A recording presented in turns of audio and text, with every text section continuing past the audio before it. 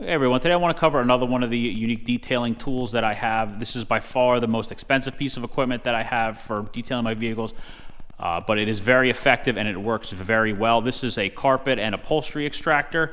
This is the Mytee S300H, the H being a heat designation for the heated model. They also make a non-heated version, but this being heat, the heat makes all the difference as far as being able to extract stains and from upholstery and carpeting and things like that.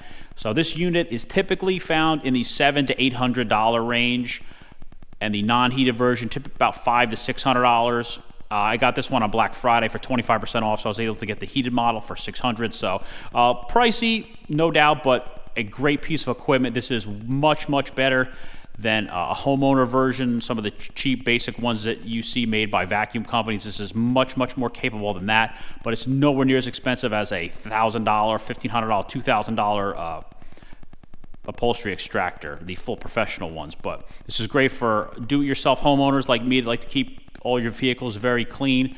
It's also good for someone who's maybe just starting out and might be on a little bit of a budget and needs a unit that is a little bit more portable. This is about the same size as my small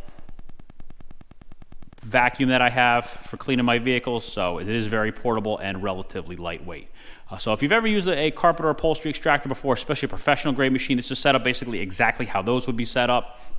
You have your nice nozzle on the end. Underneath, on the bottom side, you have your trigger with your nozzle on the very end of it, and then you have the vacuum head on the top. Now, some of the models feature a stainless steel head. Stainless steel is nice because it's very durable and it looks good. The problem is I prefer a clear head like this because you can kind of gauge where you are when you're extracting water from whatever it is you're working on. You can see how much water and moisture is actually left through the clear head and how much dirt is actually coming out of it. So it's a very tough, durable plastic. I have no doubt it's going to hold up, and I like being able to really see where I'm at with that. Nice long hose. It's a real simple, basic machine. 3 switches on the front. You have your heater, your pump, and your vacuum. Typically what you do when you turn it on is you would put water in the unit first before you get started. You turn on the pump.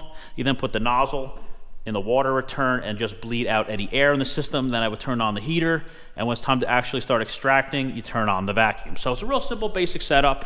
Your water will go in the top here. The unit holds a gallon of water. Now, it does not have any sort of lid on it, which originally I kind of was a little concerned about, but what I found is when you're working, it's nice to be able to look down and see exactly how much water you have left and not have to constantly keep flipping the lid open to see where you're at. And then when the water is being extracted by the vacuum, it'll come through here, and any large debris will get trapped in here, and then the remaining water sits in the lower part of the tank in the back, and then you take this cap off just to drain it out. And it comes with a nice 25-foot cord with a light on it, so you know when the unit actually has power going to it. Now, the performance of this is very good, especially for such a small, compact unit.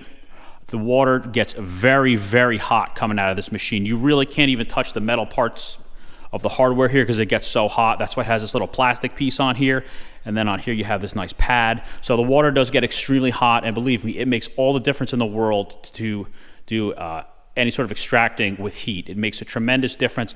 You can use solution in it. I only use hot water, or the water in it, because the water really, without even using solution, makes a tremendous difference. Typically, if it's something really dirty, I will put the pre-treatment carpet extractor on it, and I'll scrub it if need be, and then I'll go and use the extractor from there. And the nice part is you can use this on everything around your house, not just your cars, seats, if they're cloth, not just the carpet in your cars, but your couches, your chairs, your patio furniture, basically anything with upholstery on it that gets stained and dirty. This will do an awesome job cleaning it up. I was extremely impressed how just with hot water this was able to clean. And then when it gets to the really heavy stains, a little bit of upholstery pre-treatment with a little bit of scrubbing does an incredible job. It makes the seats look exactly like they were when they were brand new. Now, like I said, this is a really good unit for beginners. You can get models that are much more expensive, much bigger than this, but this is perfect for me. It fits in my small cabinets right next to my vacuum, and it's not too expensive, but it's way above what a standard, regular, $100, $200 homeowner carpet extractor would be. And like I said, the water gets super hot, but just to help the unit out a little bit, I usually start off by putting hot water into it, so that's that much less heating that the unit has to do. It's a 1,000-watt heater, so it does get the water extremely hot, but when you're going through, you just kind of have to give the heater a second to catch up. So typically, you'll do one pass with the water on, and then you'll do usually like 2-3 passes with the vacuum just to let the heater catch up.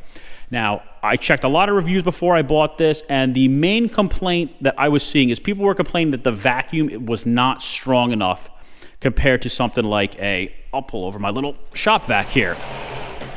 Now, I don't know exactly what the horsepower rating is on this, but this thing is considerably stronger, the vacuum power that this little vacuum produces over that. So what I did was, I did a little test.